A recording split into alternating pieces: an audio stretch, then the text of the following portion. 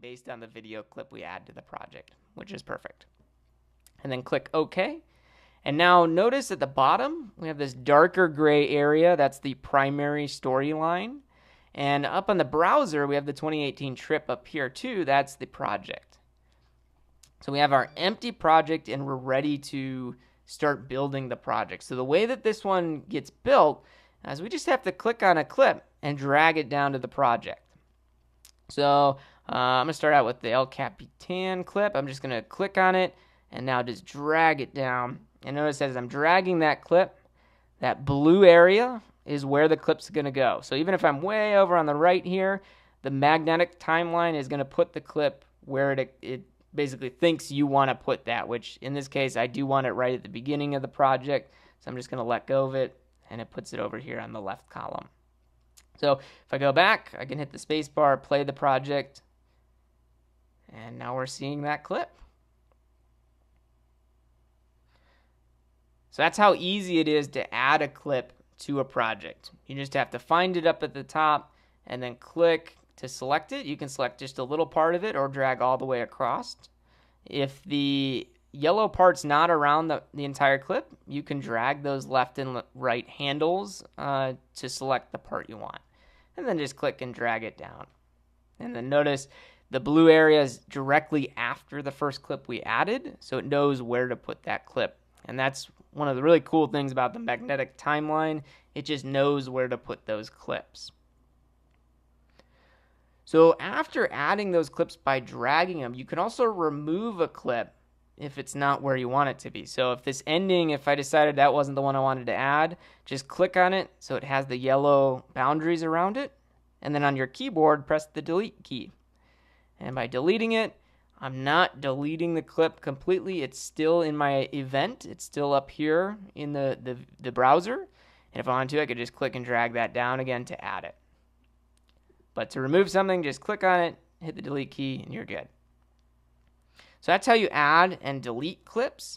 You can also add clips using these 4 buttons on the toolbar. Each one of these performs a slightly different action. If you have your tooltips enabled, you can just hover over it and it'll tell you what each of those are. But essentially what we want to do is build our clips here. So I'm actually going to go through and do something with each of these. So with a clip selected, if you hit this first button, this is the append to the primary storyline.